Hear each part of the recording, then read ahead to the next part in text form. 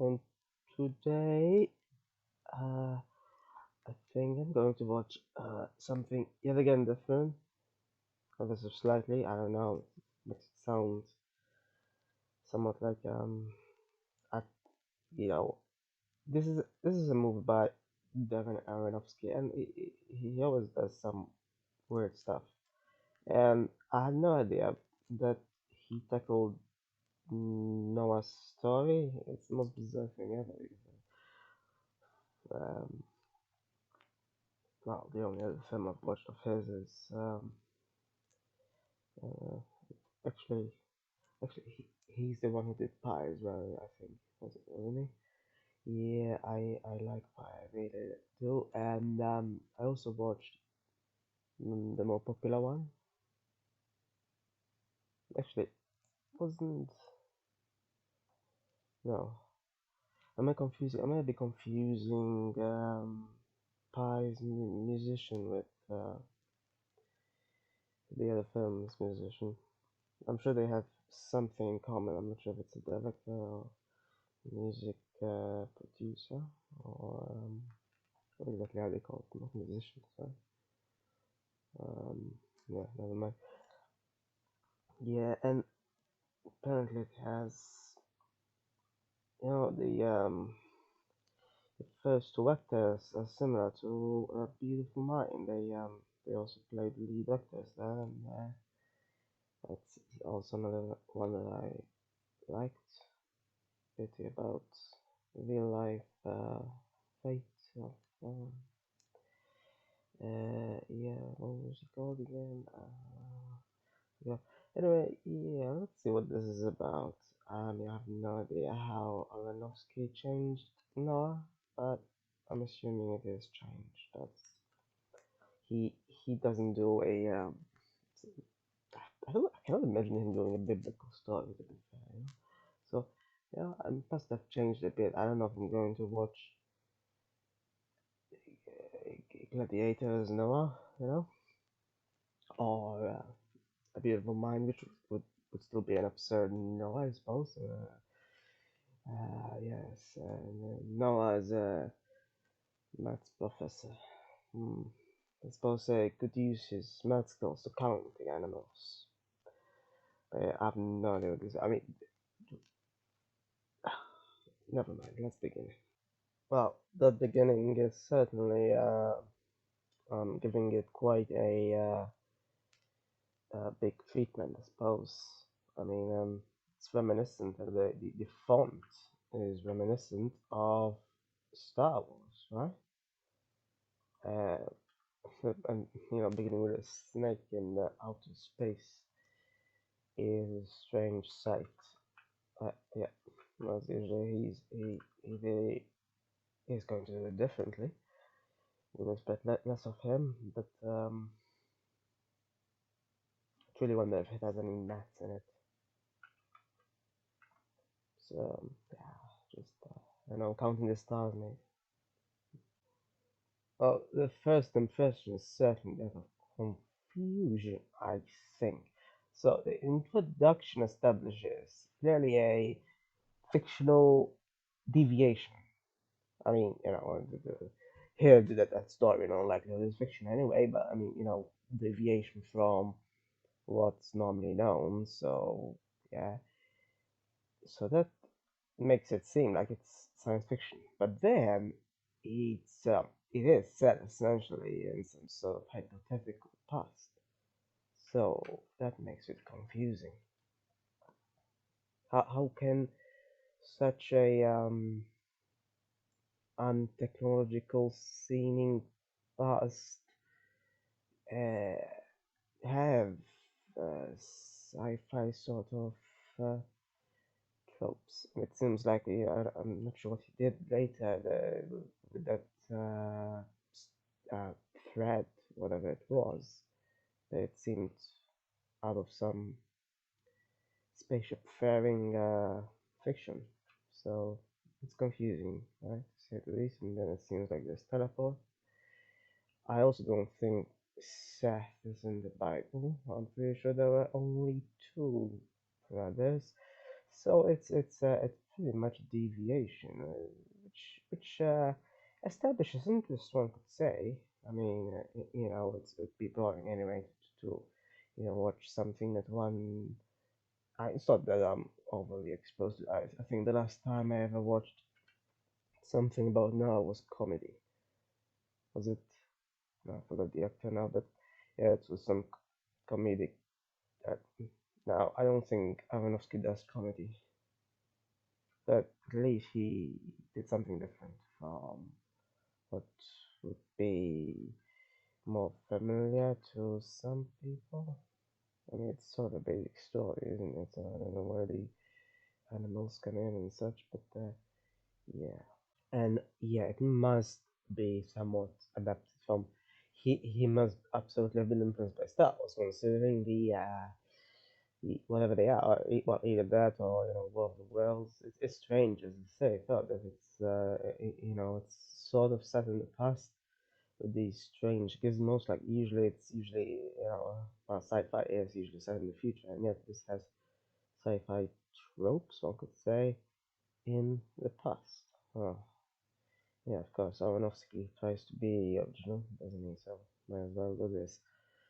Uh, I also never heard that Noah was a descendant of well, this is, apparently I think Seth is completely fictional, so I wouldn't have heard. But then again, I don't really have any sort of knowledge about the bigger from the trees or anything. I do not have interest at all. So yeah, well, uh, it's so far interesting, I guess.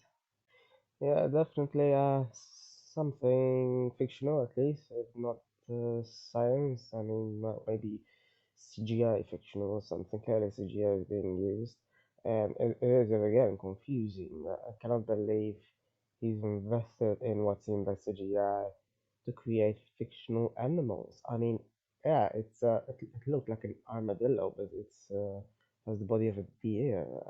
Very confusing sort of thing to look at. What do you know? I said I could be seeing Gladiator as Noah. What do you know? He really is. I mean, that must be a reference. He even says just as Noah. I don't think he literally says that there, but something similar at least. So similar sentiment. And well, yeah, it is strange because I didn't think Noah was some sort of martial artist or something. Well, looks like martial arts with weapons, I guess. Most martial arts don't have weapons, but it's a very strange thing. And also that animal had fur. I don't think armadillos normally have fur, although I do not know them very well, but I don't think I ever saw fur on them. I think just, likely, I think. I mean, they might do for all I know, but I don't know. Yeah, it's this the scales seem to hinder the growth of hair or something. But what do you know? A religious gladiator. I mean, I don't know. I think there was like maybe some small percentage of religiosity in gladiator, but I hope he doesn't keep on referring to the creator so often. It's a bit strange. I mean, like it's one thing to hear characters in movies say strength comes from the heart and such. It sort of makes sense, not literally, of course. It's a metaphor. Suppose this could be as well, but it's stranger to hear. I suppose one could say. It makes very little sense. In a way, I mean, even though strength doesn't really come from the heart, it makes slightly more sense than strength coming from some external source. At least, just that. I think it's interesting though how. He decided to, for a few seconds showcase the smoke going up in the sky, and the camera focused on the clouds and such. Yeah, that's I don't think I see that as often in such scenes, which is a pity. It's interesting to just see that. But really, I mean, I know this may sound a bit trivial, but I mean, it's not like I really care about the actors themselves much. I mean, obviously, one gets used to them as one watches more movies and such. I do not go out of my way to, watch the same actors in other movies. In fact, just when I first watched Gladiator, it was 2006 or something. So I certainly do not follow the careers of these actors, and this was released in 2014 apparently. Um, I only watch it now. So yeah, but it's just really confusing. I mean, out of all the actors there are, couldn't they find another couple on screen? Because I mean, it's one thing for an actor to play in another film. Obviously, they will, but it's really strange to see these two, Connolly and Crow, married again. It's just after A Beautiful Mind, in my mind, they're married there. And it's really strange to see them married here in some sort of fictional past hypothesis. I don't know. It's strange. I mean, I don't know what he's trying to. I mean, so far it's interesting. The more it deviates, the more interesting it has potential for. But I don't know. I just say it's confusing. I mean, watched A Beautiful Mind. I think yeah, over a decade ago. So but I still associate them very much. So from that film. Anyway, suppose it's like a test of confusion or something. But this I think this is Aronofsky's sort of signature dream-like sequences. I think yeah, it's he did it in Requiem for a Dream as well, with different topic, but he does here as well with the apple snake thing, and then there's a mountain. The mountain looks very very cool looking. I don't know if it exists. It's quite sharp. It's a sharp angle, and it's kind of green. Almost looks like the foot of the green giant or something. Yeah. I don't know so why he calls it Methuselah. So that was a human, a very old human, wasn't it? Not a mountain. Although I suppose it could be a metaphor. I suppose. I mean, a mountain is long lasting, and yeah, I mean, in all likelihood, it's. I think 700 years is actually not very long for mountains or volcanoes. They lasted millions of years. So, as a metaphor, I suppose it works in that sense. And if the Bible, I suppose, did use mainly metaphors, then I suppose it makes sense for that.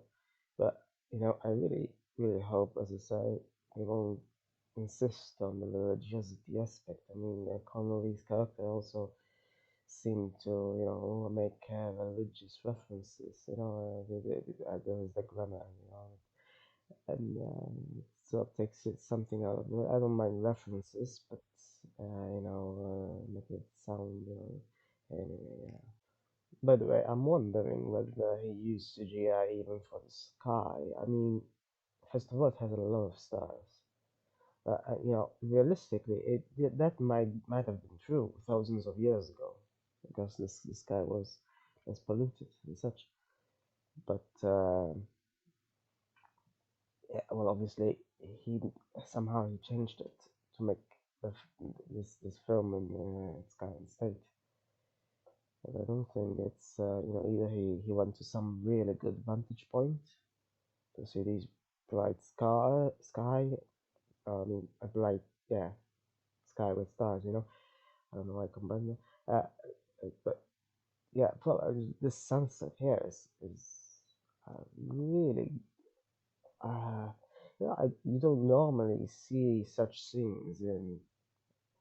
I mean, I don't think there were such scenes in his other films like Requiem for a Dream. I mean, it tackled social topics mainly, but this seems like it invested in looks as well, and obviously it's invested in metaphors as well. That's with regards to the narrative itself. But visually, he's trying to do something, yeah, something fictional. As obviously, um, well, in real life, sometimes it's a bit bizarre to be honest. I mean, it's this is up to the 11th minute mark, and so far we've seen those things that look like either out of one of the worlds. They look like machines on legs or something. They seem to be made out of stone or something. But they just came and went. They didn't do anything. So it might have been interesting, as in like a visual surprise. But I don't know. Things need to make sense in a way. It really make sense and not just not make any sense. But make sense. Uh, I mean, it's crucial. I think like even if you have symbols, films need to really not explicitly explain the symbols. It doesn't need to be explicit. Just at least have a purpose. Just putting them out there visually is just a split second surprise. But then after that, I'm assuming they'll come in at some point again. But so far, there's been quite about 5 minutes or so without them, and just feels a bit like strange. In comparison to Star Wars, whenever they were on screen, they did seem to do something. Whether I think they were robots in Star Wars, were they in context? Even one of the worlds, I think they relayed aliens' messages. I think it's been quite a while since I watched it as well. Yeah, anyway, just a bit of thing that I think sort of looks out of place, but still, visually interesting. I'll give Aronofsky something. So as in, he really did succeed in somehow transforming a barren world. I do think it was even on Star Wars, even in was it Naboo? I think the sandy world.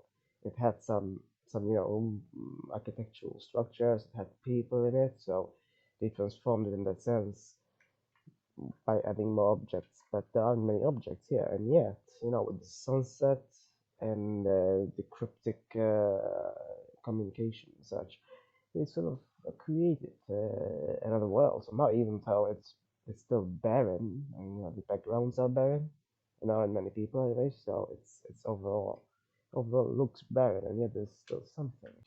And you know what? I think the Bible would have been more interesting if there were giant rocks that existed, loads of rocks that somehow uh, move around. So in this sense, it's like Lord of the Rings with trees instead. Strange. Yeah, but you know what?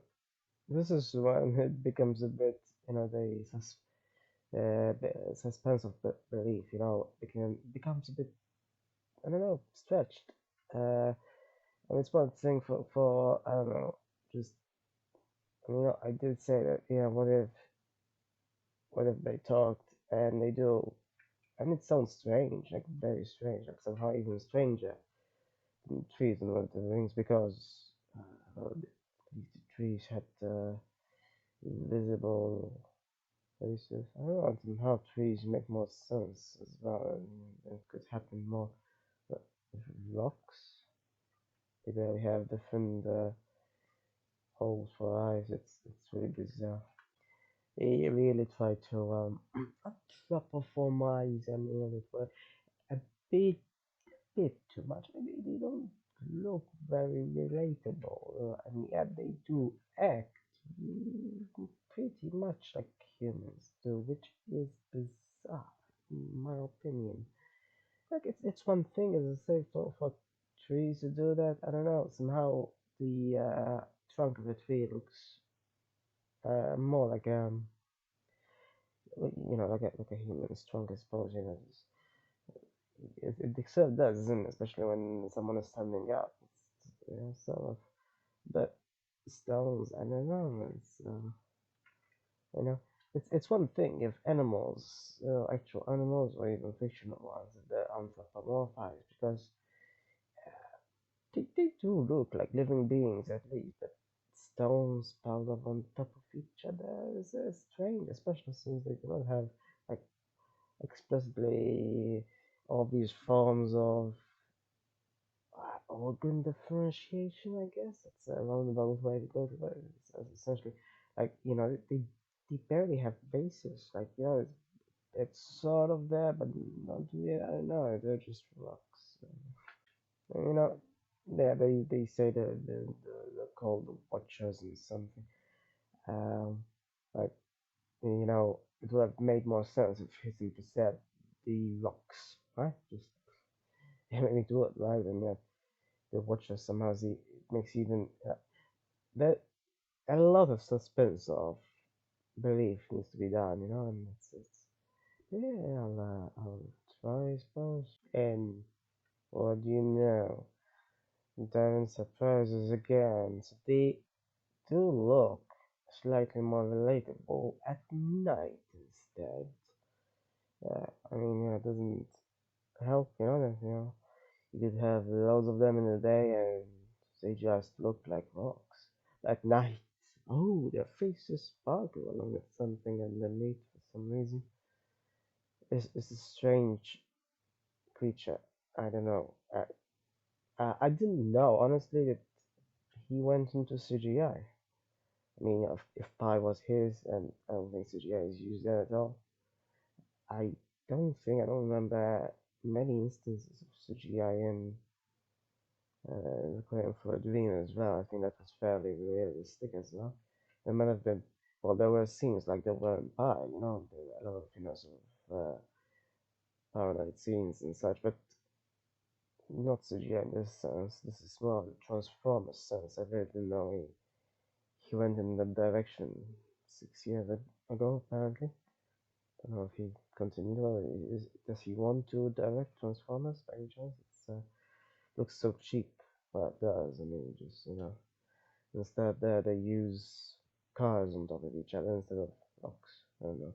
Oh yeah, if there were cars on top of each other in a biblical setting, that would be even stranger than this. Yeah, in some way, rocks on top of each other makes sense in this sense, which still doesn't make much sense because it,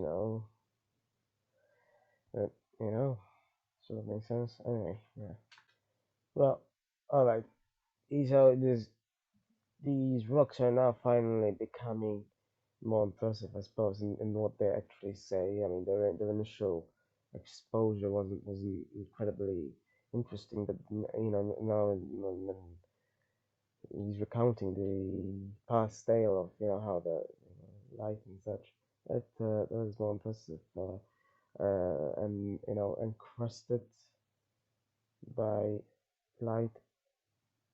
Yeah, it reminds me of lava. I suppose. I mean, that's what happens in lava. So lava is uh, light essentially, but when it falls down, it is essentially rock. It's yeah, sort of like hardened rock, and it's not. It's not, I don't think it's ever purely light or anything. It's a bit of a stretch, I suppose. To you, that's artistic license in this sense, but yeah, and it's an interesting deviation from traditional tales. Much more interesting, and encrusted by your world is interesting by itself, And then log and mud shackled our fiery glow. That's somewhat poetic, I suppose, isn't it? In a way, lava does have log and mud that shackles the fiery glow.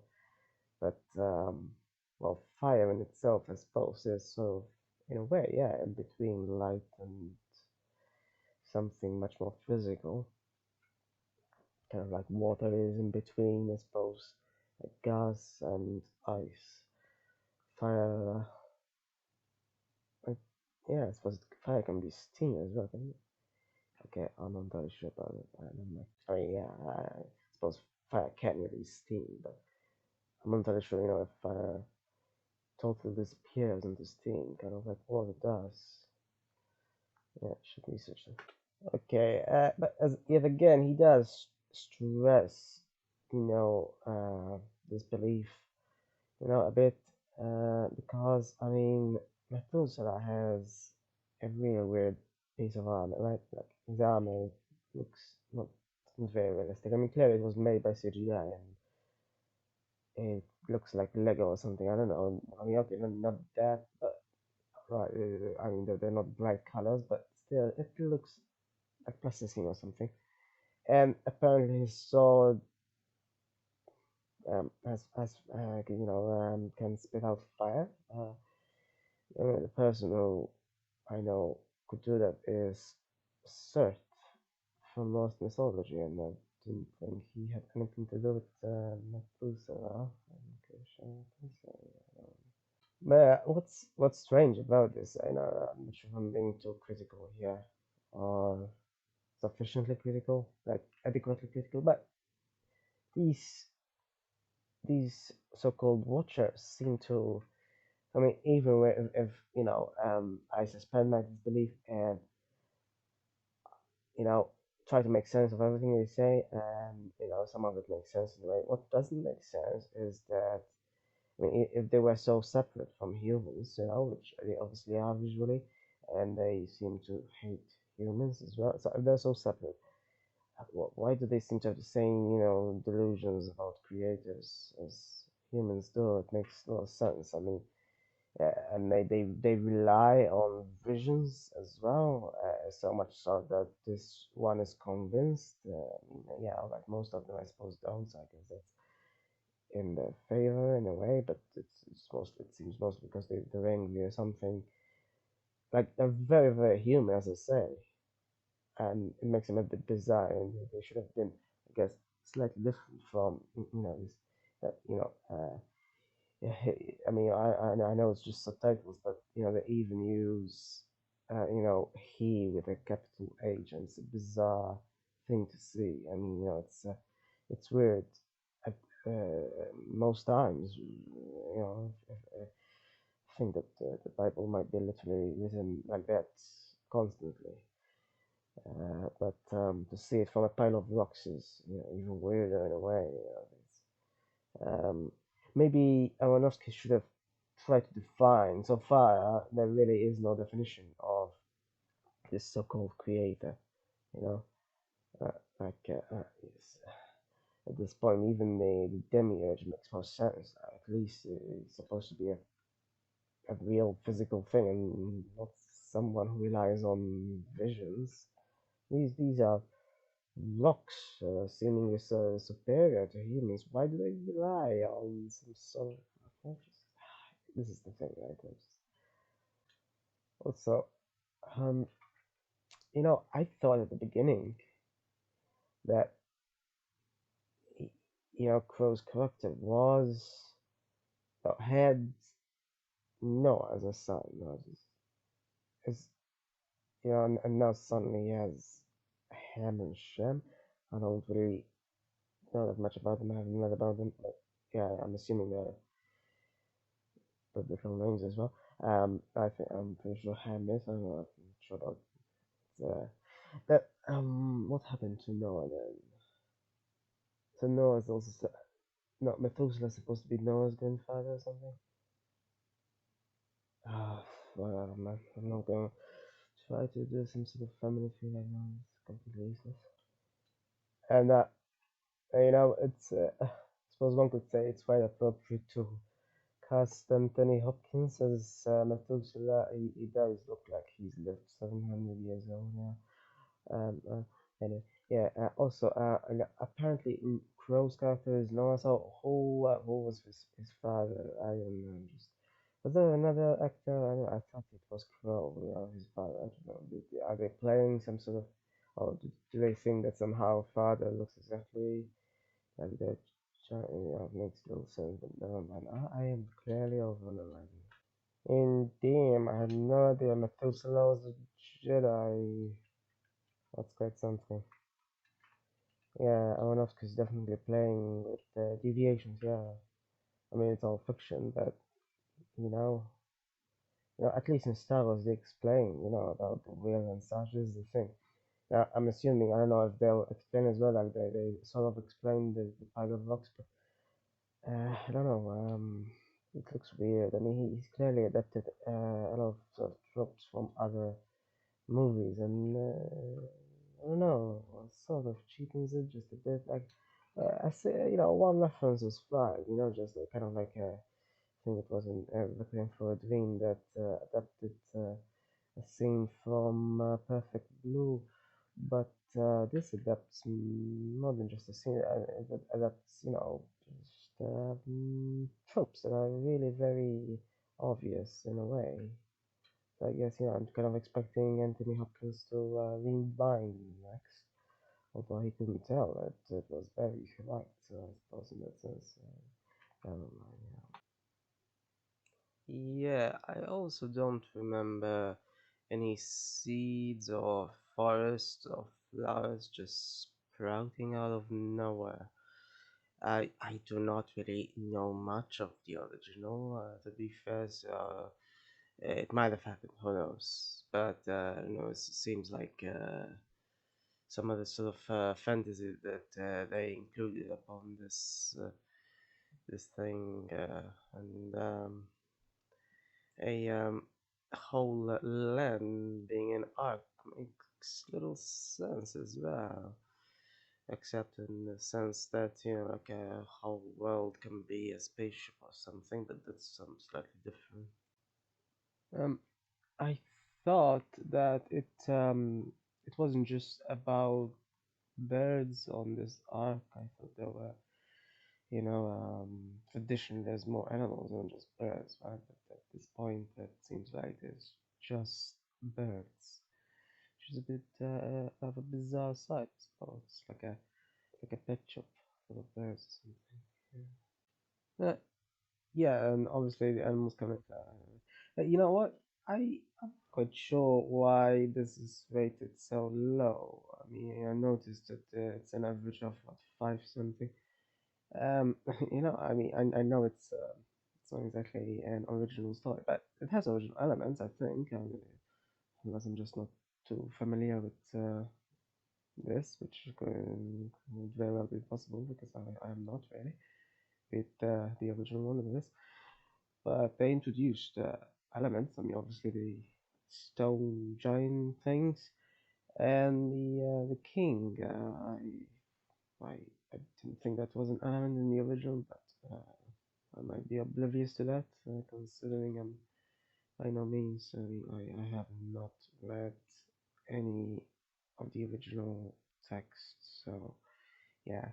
So I know like a basic outline, which is happening. Uh, I'm assuming they are additions, though, because otherwise they'd be prominent. If indeed they were going to battle and such, obviously reminiscent of uh, Gladiator when the Roman army battled the Germanic barbarians, I think they call them. Yeah, and obviously it's the same actor as well. I don't think his wife was there. She called me. Yeah, and then it's not so bad though. I mean, it's I mean, aesthetically, it's not, it doesn't look bad at all. CGI isn't awkward. I mean, it's CGI. Obviously, I'm assuming it's CGI for all the animals as well. I I, I don't know why it's rated so low. I mean, personally, so far it might not transcend to like a 7 out of 10 yet, but it's not 5 really. That's a bit low in my opinion. I've seen worse. I mean, even Transformers. I suppose it's not such a copy of an old tale or such, but I don't know. Transformers is so shallow as well. At least this deals with a bit of, well, heavier topics like they were originally as well. Um, and it makes good use of CGI in Transformers. It's just, um, I mean, sure, maybe it doesn't tell a essence, it doesn't make an impact like Requiem for a Dream does, or obviously Pi. This, this director really has the capability to polarize audiences, it seems, because obviously Requiem for a Dream is highly rated. This isn't. Hmm.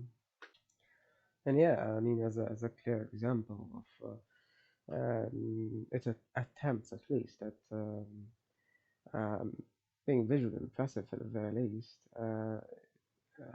is yeah at the just before the 1 hour 30 minute mark, at around 125. It is interesting. It's like a time lapse of well evolution really, and but then of course we will make concessions for you know uh, uh, some sort of well, it's not describing evolution, but it's quite similar at least. I mean, obviously, the all these species didn't evolve in 7 days. That would be ridiculous. But anyway, it's just fiction. I'm not I'm not watching this as a documentary or anything. Also, Anthony Perkins eating that last berry just before he's washed away is a sort of cool sight, I suppose. I mean, that's one of the highlights, I suppose. So let's say Perkins, I mean Hopkins. Yeah, Perkins didn't quite live that long. So yeah, I finished it, and as I said, it's not too bad. The CGI is overall positive. You know, the stones were obviously a bit awkward to look at when first seen, but they were in a better edition. But they were only there for half the movie anyway. Um, Overall, I don't think they made it look too bad anyway. Um, so but yeah, Requiem for a Dream probably didn't have much CGI. I suppose, not very obvious CGI anyway. And yet it told a story which made more impact, I suppose. But this doesn't necessarily lessen. CGI, used excessively does sort of lessen the story. Yeah, like in Transformers, but this wasn't used excessively, I think, and it wasn't over the top either. You know, I'm assuming the rainbows at the end were made with CGI, and those were pretty cool as well. I mean, otherwise it's mostly a conventional story. They added some bits, obviously, but I don't know what else they could have done. I mean, I suppose if you wanted to adapt, a traditional Noah story, then I guess you did need to include these traditional characters. I'm assuming there were variations in comparison to the original tale. I mean, yes, I don't think I've ever seen a proper story about this anyway, so I cannot really tell. I'm not really familiar with the original. As I say, the last movie I ever watched about this was a comedy by, I think, Farrell, I think he's called. Yeah, not quite. I mean, it's even less. Um, it follows the script even less, I suppose. It's a comedy. I suppose the traditional story is meant to be a comedy. Yeah, this wasn't too bad. I mean, it's what it is. I mean, sure, it's not as powerful as Gladiator, which told a story that resonated. I mean, that was fictional as well, essentially, but it's still. I mean, that was more historic than, well, in this case, mythological in this sense. And I suppose Requiem for a Dream in comparison told a more humanistic story. Not that this didn't touch on topics, but obviously this was much more focused. I mean, he could have included, like a single atheist character. I think there doesn't seem to have been a single atheist character. Everyone refers to God by a pronoun, and it's sort of ridiculous. Even the so-called king who doubts the very notion of divinity. It didn't really, I mean, doubt the very existence of such. I mean, and it's a bit absurd. I mean, even if these rainbows were supposed to come out, at the end, and even if there was unending rain. I mean, it didn't quite give the impression that there was unending rain either. So that was slightly sort of ridiculous because otherwise, well, every time it's raining, people will say, "Oh, it's a sign," and whatnot. Um, I mean, the whole story is a bit. It's not like there aren't floods, but not to the extent that they swallow whole lands, I suppose. Uh, well, whatever. So I suppose there could be, climate change to the extent that this happened. Even then, that's the point, right? Climate change could have happened, and this is why they should have had at least a single atheist character, and sort of counterbalances. I mean, I don't know. I suppose in the sense he wanted a traditional story as opposed to something in addition to it that which says tells something more realistic. I mean, not a lot from those tales are realistic. It's more about, I suppose, interrelational things and such. Um, Overall, I mean, it's as a movie, it isn't as powerful as Requiem for a Dream, and it certainly isn't as with these two actors. I mean, obviously, I was often reminded of A Beautiful Mind, even though I first watched it in 2006 or so, and so I don't think I've really watched it much more from that point. I think I've watched it a couple of times or so, but I can still remember it quite well, and that is certainly more powerful. I mean, that is the most humanistic story, I suppose. One without drugs or such, since going for the, but no, I mean, that tackles something specific, schizophrenia in this sense. In a way, though, he could have done something, that actually. I mean, obviously, I'm not expecting him. I mean, if a character came out and said, this might be schizophrenia talking, he might be schizophrenic, just like in A Beautiful Mind. Obviously, that would break the fourth wall, but um, also, unless somehow it's a time traveler who knows modern psychology and neurochemistry. They can't really know, I guess, how these sort of revelations work normally. But there could have been someone anyway, I think, to counterbalance just a tiny bit, even if Sophia wasn't mentioned. It's kind of funny, in a way, they are quite opposite films, aren't they? Beautiful Mind and this one. I mean, Beautiful Mind, he thought his delusions and hallucinations were real, and they weren't. People were telling him, everyone else was trying to tell him that they aren't real, but he wouldn't believe. And this one's kind of the opposite. I mean, he still had these visions in a way, but since they conformed to everyone else's interpretations, no one fundamentally contradicted him, because otherwise, it would have made more sense to be contradicted in this manner, just like he was in A Beautiful Mind. But well, they're set in different eras in a way. I mean, Beautiful Mind is based on a real story. This is based on a myth, really, so a legend. So not quite comparable in this. But I don't know. If he wanted to introduce new elements, though, maybe an atheist could have been one of them. I don't know. I think it would have been better in this sense. Yeah, I suppose. Also, I noticed that they're one of the companies that made this film. It's called Protozoa. I guess could have been worse. I mean, a movie about the beginning of the world supposedly, I suppose could do worse than be made by a company that is named after one of the earliest organisms. Also, a so-called shop person is is called Miguel de Jesus. You know, that's one guy who wasn't mentioned as it happens, which is funny considering how much is normally mentioned in the whole book.